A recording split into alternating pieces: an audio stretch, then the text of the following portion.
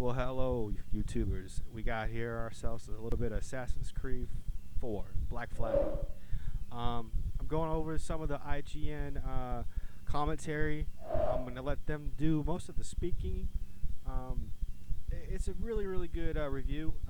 It's they go into the details, and they actually will be covering a lot of the stuff within the ship. Playing around, so IGN Rewind Theaters brought to you it. by Company of Heroes 2, coming June 25th. Pre-order now. Hey, what's up, guys? This is Rich, and I'm here with Steve, taking a Rich. look at Assassin's Creed, one of a couple Assassin's Creed 4 Black Flag trailers released here at E3 2013. This one's actually made out of some quite cool next-gen gameplay. Yeah, right. We've Very seen a lot of pretty. pre-rendered stuff for this game, and a lot of pre-rendered stuff just across the board here at E3. But this actually looks like it's running in the actual in-game engine using in-game assets. Yeah, so I've seen the game running. I mean, there's a couple wide shots here that look like they're maybe pre-rendered and stuff like that, but there are parts of this that are definitely, I think, gameplay. But it's always tricky because they switch up the camera angles on you and stuff like that, so you're like, well, is that real gameplay? It's more in-engine footage, basically. But yeah, I mean, I've had a chance to see the game running, and what I've seen so far is really, really reassuring. It's a much more open-world style game in the sense that, kind of like maybe Zelda Wind Waker, you're able to sail the high seas and go to different places. I don't know if you can hear me very well, but what he's talking about is pretty awesome. We're gonna see, yeah, it's traditional, but the scope up that we're gonna see shortly is amazing.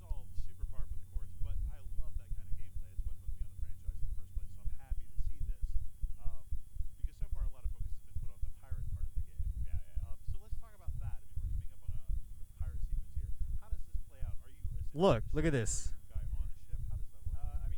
I love that scope. If I actually jump back here slightly, I mean, when you saw the little spyglass, you actually use that, and I don't think they have like a UI applied here, obviously, Oh, I but see. I can use the spyglass to gain readout information on enemy ships and kind of gauge like, oh, is this some guy I should take on? Maybe not. Is this like too much for me? And the same thing applies to islands. Actually, you can get basic information about islands. You can actually, it'll give you little readouts such as there are 0 of 2 secrets here. So you kind of get a sense of like, okay, this is what this island is. This is whether I, do I need to come back here? Do I need to not come back here? That sort of thing. And the other thing you're actually seeing a lot here is the dynamic weather system. And there was some of that in AC3, but this is way more than AC3 to the point where I saw basically there's a technical name for it, but basically a twister in the middle of the water. No and kidding. We were talking about it with the developers, and like, if you run into that, you will be in trouble. Like, it's not just this pretty thing over there. Like, it can run into you and cause you trouble. And you can also lure others into it, your enemies into it, which is kind of cool. You can use that as a tactical advantage. I mean, again, speaking of sort of boat stuff, let's scrub back here a little bit. I mean, you started catching a brief glimpse of it. We obviously know that the naval warfare stuff is back, but this time it's just much more, there's much more freedom to it. Because before it was like little side missions. And you're Yeah, just it like, was kind of an add-on to and the you're like, oh, original. that's really cool, but this is much more. So the idea is that now I can do so much more. I actually saw an assassination mission where Edward was supposed to go kill this guy in this port town. He was actually supposed to kill 2 guys. Killed 1 guy, but the other guy was like, "The hell with you," and he runs off to his boat. Now, you could have done a couple different things, but the player playing this demo chose to basically pursue him and engage the guy's boat, kind of how we're seeing here. He could have just blown the boat up into pieces and demolished it, but instead he chose to actually board the ship and take out the captain manually, which was great.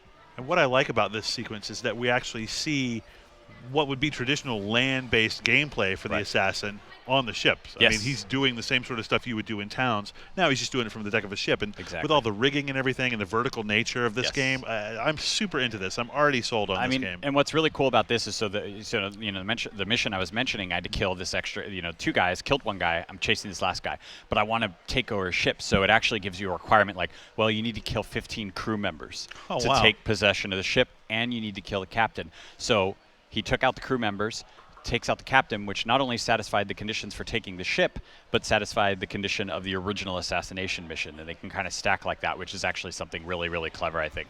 And then from there, you can actually add the ship to your collective, to your armada that you're developing, or you can sacrifice it for parts for your Jackdaw, your main, your sort of main ship, your enterprise of sorts. That's interesting. There's been sort of this this management mechanic in the previous games, whether it's the Homestead in ACIV or The even sort of Villa building thing, up Rome. the Rome, where you can unlock a bank or unlock a smith or an art dealer or whatever.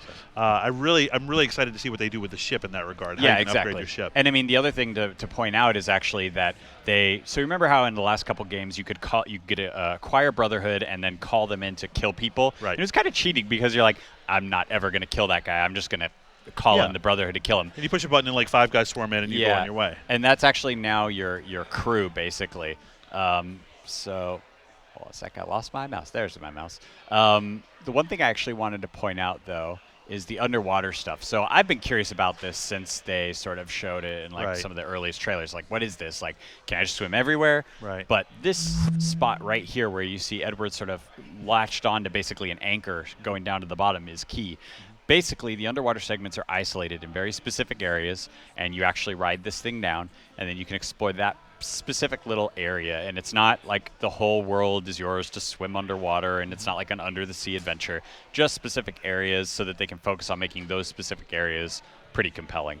That's kind of like what they did with the naval combat in the previous game. Exactly. It was very isolated. Here are these specific things. I actually did get to see Connor taking on sort of a jungle-based assassination mission, which is great. They've done some subtle reworkings of the stealth thing rather than have all these little like lines dragging out to different characters, and somehow that's supposed to indicate stealth.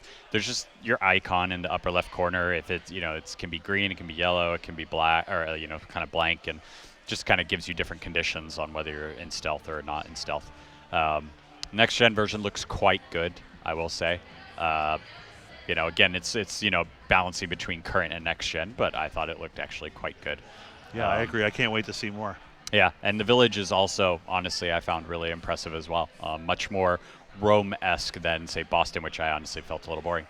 So, with that in mind, as we watch Edward sail off on the Jackdaw into the sunset, we too are going to sail off into the E3 sunset, where we've got way too much to do, and we'll be up until like 3 a.m. So with that, stay tuned to IGN for all things Assassin's Creed 4 Black Flag.